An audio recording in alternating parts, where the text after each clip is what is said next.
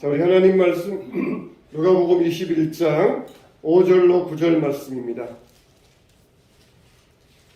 자, 우리 신약성경 132면 자, 누가복음 21장 5절로 9절 말씀입니다. 자, 우리 찾으신 줄 알고 한 절씩 교독합니다. 어떤 사람들이 성전을 가리켜 그 아름다운 돌과 헌물로 꾸민 것을 말하며 예수께서 이르시되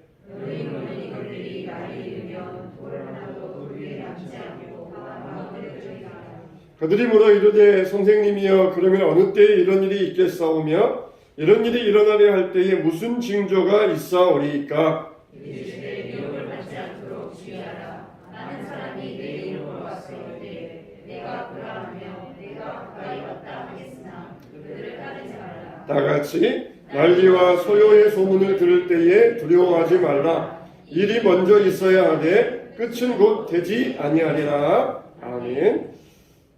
오늘 여러분과 함께 성례주일로 지키면서 이 떡과 포도주를 나누는 것은 무엇입니까? 여러분들에게 사죄의 은총을 나누어주기 위하여서 이 예식을 갖는 것이에요. 우리 기독교에서는 가장 중요한 예식이 바로 이 성례식입니다. 성찬식입니다. 다른 때는 제가 가운을 안 입지만은 오늘은 특별하게 가운을 입고 떡과 포도주를 나누면서 우리의 죄를 용서받고 사죄의 은혜를 누리자. 마음의 무거운 짐, 돌덩이들을 내려놓고 가벼운 마음으로 평안을 누리자. 이게 바로 성찬식의 목적이며 의미입니다. 그런데 만일 우리가 끝까지 내가 무슨 죄를 지었길래, 내가 무슨 잘못을 했길래 그렇게 우리가 끝까지 우리의 죄를 인정하지 않는다. 그러면은 용서받을 수가 없어요. 내가 뭐 큰 잘못을 지었나? 내가 뭐 무슨 죄를 지었는가? 내가 무슨 잘못이 있다고? 그러면서 끝까지 우리 죄를 인정하지 않으면은 용서받을 수가 없습니다. 하나님은 인정하는 자에게 이런 축복을 주시는 것이에요. 사죄의 은혜를 베풀어 주시는 것이 하나님의 은혜입니다. 용서받으라. 하나님으로부터는 오는 이 용서의 은혜, 사죄의 은혜를 받고 그리고 마음속에 있는 것들을 다 내려놓고 새로운 사람으로서 새 출발을 하라. 이게 이 성찬식의 의미예요. 끝까지 우리가 하나님 앞에 설 때까지 끝까지 사죄는 없었다. 그런 사람이 되어서는 안 되지 않겠습니까? 살아있을 때, 우리가 살아있을 때 용서합니다. 회개합니다. 그래야 그게 인정이 돼요. 나중에 죽어서는 아무리 지옥불에 가서 내가 잘못했어요. 내 죄를 인정합니다. 아무리 지옥불에 가서 소리쳐봐도 그거는 인정받지 못합니다. 주님 오시기 전에 내 숨이 다하기 전에 내가 살아있을 때 내가 이런 죄인입니다. 내가 이런 잘못을 저질렀습니다. 내가 정말 예수님을 십자가에 못 박게 한 장본인입니다. 그러면서 형제와 형제 사이에 자매와 자매 사이에 사람과 사람 사이에서 내 잘못을 인정하고 그리고 회개할 때 하나님께서 그 사람의 죄를 용서해 주신다는 것입니다. 오늘 우리가 성찬식을 지내면서 이런 사죄의 은혜를 누려야 될 것입니다. 끝까지 사죄도 없이 죽으면은 그 사람의 죄는 어느 순간에도 용서받을 수가 없어요. 언제까지도 용서받을 수가 없습니다. 우리의 시야는 죽기 전까지. 그러나 우리에게 또 이렇게 하나님께서 은혜 주셔서 때를 따라서 성찬식을 통하여서 인정해야 된다. 너의 죄를 인정하고 고백해라. 고백하기만 하고 시인하기만 하면은 내가 너의 모든 죄를 내가 다 사해주겠다. 나는 이미 다 용서했어. 이미 다 용서했다. 네가 인정하고 시인하기만을 내가 기다리고 있다. 주님은 그러시는 거예요. 우리가 우리의 죄, 지읒자 이거 나오기 전에 예수님은 다 아시고 그래 내가 너를 용서한다. 미리 말씀하여 주실 것이에요. 그러나 끝까지 우리가 인정하지 아니하고 나는 모태신앙이야. 나는 잘못이 없어. 누구를 때린 적도 없고 죽인 적도 없고 훔친 적도 없는데 내가 무슨 죄인인가? 그러면서 끝까지 우리의 죄를 인정하지 아니하고 우리의 죄인됨을 부인하면은 용서받을 수가 없다는 것이. 우리는 다 부정노열을 가지고 태어날 때부터 죄인으로 태어난 사람이에요. 생각하는 것, 말하는 것, 행하는 것 모든 게 다 죄가 아닌 것이 없습니다. 하나님 앞에서 솔직하게 내 모든 잘못을 용서하고 미워하고 시기하고 질투하고 남을 무시하고 이랬던 죄들을 인정하고, 그리고 무엇보다도 하나님을 더 사랑하지 못한 죄, 하나님보다 세상 것들을 앞세웠던 죄들, 주님을 위하여 더 헌신하지 못했던 죄들, 이런 잘못들을 인정하며 나아갈 때 하나님은 우리에게 사죄의 축복을 내려주시는 줄로 믿으시기 바랍니다. 오늘 이 은혜가 우리에게 임하시기를 바랍니다. 끝까지 역사의 죄인된 이 사람의 모습을 보면서 정말 얼마나 우리 마음속에 안타까움이 있습니까? 한마디만, 아니 직접 하기 싫으면은 측근을 통해서라도 아니면 가족을 통해서라도 내가 이렇게 잘못했던 것 대신 사과를 빌어줘라, 그렇게 한마디만 했더라 그러면은 얼마나 사람들의 마음속에 무거운 짐이 내려지고 응어리가 풀어졌겠습니까? 하나님은 우리에게 원하시는 것들이 그거예요. 너의 죄를 시인하고 인정할 때에 내가 정말 기쁘겠다.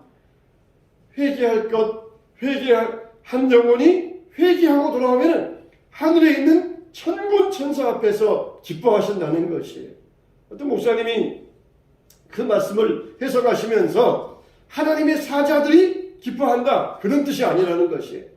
하나님의 사자들 앞에서 하나님이 기뻐하신다는 것이에요. 하나님도 항상 근엄하신 그런 분인데 한 영혼이 회개하고 돌아오면 막 사자들 앞에서 봐라, 내 자녀가 저렇게 회개하지 않았느냐, 봐라 얼마나 아름답느냐, 그러면서 하나님이 그 기쁨을 감추지 못하셔가지고 막 기뻐하는 모습들을 사자들이 보면서, 그 사자들이 똑똑히 보면서 함께 기뻐한다는 것이에요. 정말 하나님은 우리가 회개하며 하나님 앞에 나올 때 그것만큼 기뻐하는 것이 없습니다. 그것만큼 하나님께서 즐거워하고 하나님께서 좋아하시는 것이 없습니다. 여러분, 오늘 우리가 다 이 말씀을 통하여서 사죄의 은혜를 누리시고 주 안에서 새로운 사람으로서, 주님의 사람으로서 회복의 은혜, 치유의 은혜를 누려야 될 줄로 믿습니다. 오늘 우리가 이 말씀 보면은 예수님께서 제자들과 함께 성전을 나아가시다가 어떤 사람이 예수님께 그렇게 말합니다. 주님, 이 성전을 보세요. 45년 동안 지어가는 엄청난 성전이에요. 얼마나 웅장하고 얼마나 아름답습니까? 이 좋은 성전 얼마나 참 보기도 좋습니까? 그러자 예수님께서 정색을 하시면서 너희가 이 성전을 보느냐? 돌 위에 돌 하나도 남기지 아니하고 다 무너지리라, 그렇게 말씀을 하셨어요. 예수님께서 같이 맞장구 치시면서 그래, 너무 훌륭하다, 너무 좋다, 하나님이 계신 성전이 너무 아름답구나, 그렇게 맞장구 쳐주시면 좋았을 텐데 예수님은 그냥 찬물을 쫙 끼얹어 버리셔요. 너희가는 성전 보느냐? 돌 위에 돌 하나도 남기지 아니하고 다 무너지리라, 그렇게 말씀하셨어요. 이 말은 무슨 말이에요? 세상에 아무리 아름다운 것들이 있어도 세상에 있는 것들은, 영원한 것들은 아무것도 없다는 것이에요. 성전, 하나님의 거하시는 초소 아닙니까? 그러나 구약에는 성전, 신약에는 교회예요. 하나님이 계시는 곳이에요. 그렇지만 이건 다 하나님 나라의 그림자일 뿐이에요. 실제가 있으니까 그림자가 있는 것이에요. 그림자는 실제가 오면은 없어지게 되어 있습니다.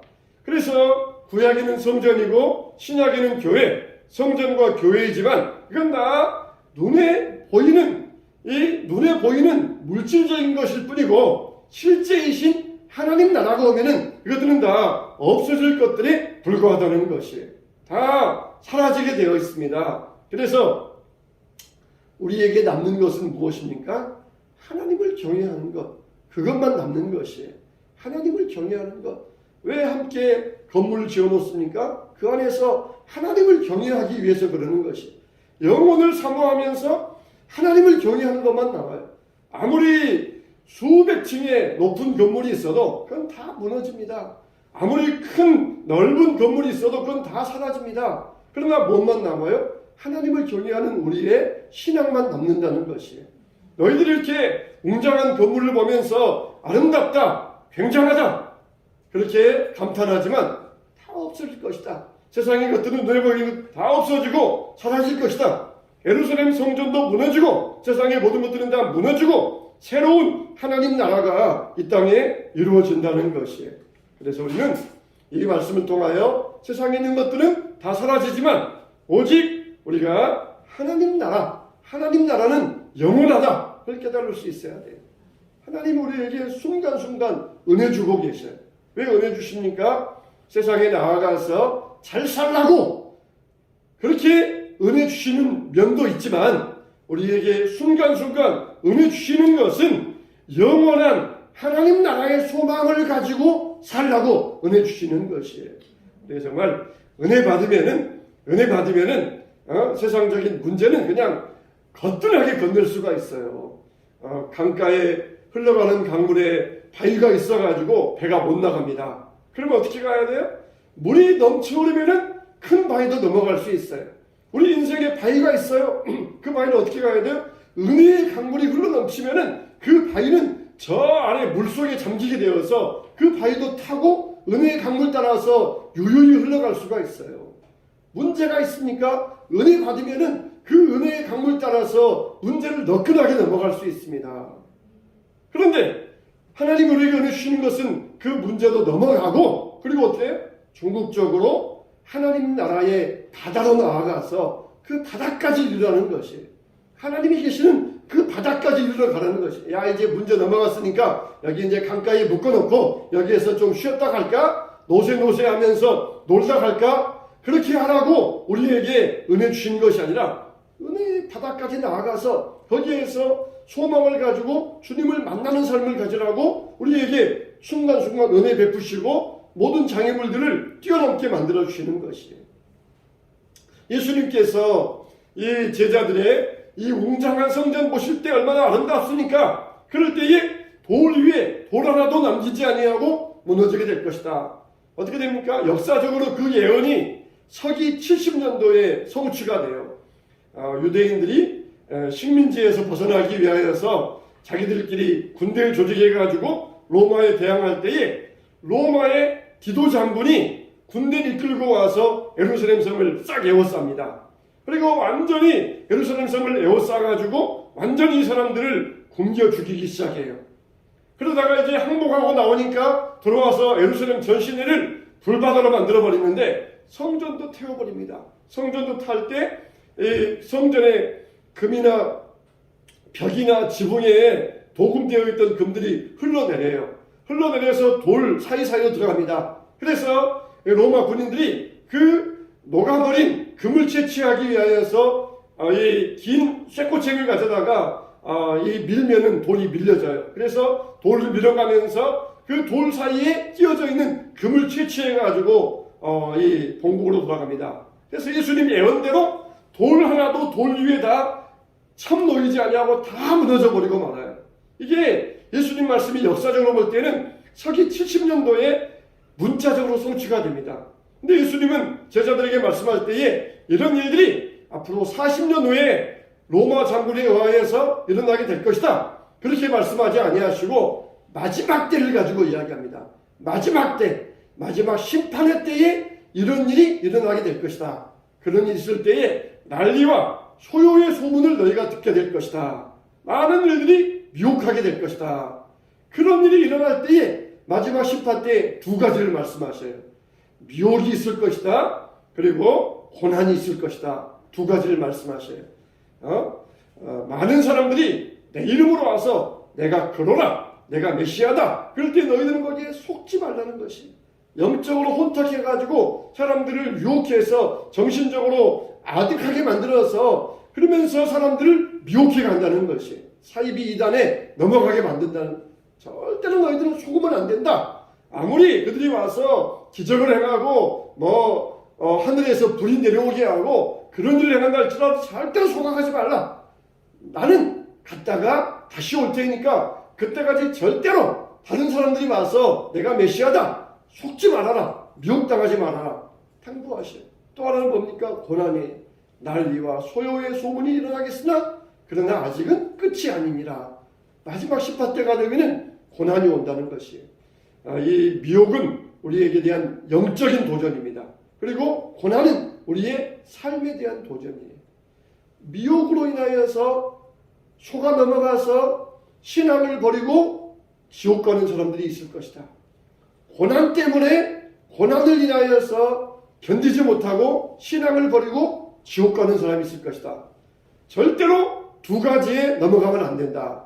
미혹 때문에 속아서 지옥 가든지, 고난 때문에 고난 겪기 싫어서 신앙 버리고 지옥 가든지, 결과는 똑같으니까 미혹을 당하더라도 속아 넘어가지 말고, 고난을 당하더라도 굴복하면 안 된다. 마지막 때에 이런 일이 있으니까 절대로 너희들은 항상 이것에 대해서 마음에 각성을 하고 살아야 된다. 그걸 우리에게 말씀해 주시는 거예요. 우리에게도 그렇지 않습니까? 순간순간 미혹이 있고 순간순간 고난이 오지 않습니까? 야, 미혹이 있어. 야, 저기 가면은 그렇게 사랑이 많대. 아, 저기 가면은 막 돈도 주고 저기 가면은 뭐 좋은 일이 많이 생긴대. 그러면서 미혹이 넘어가요.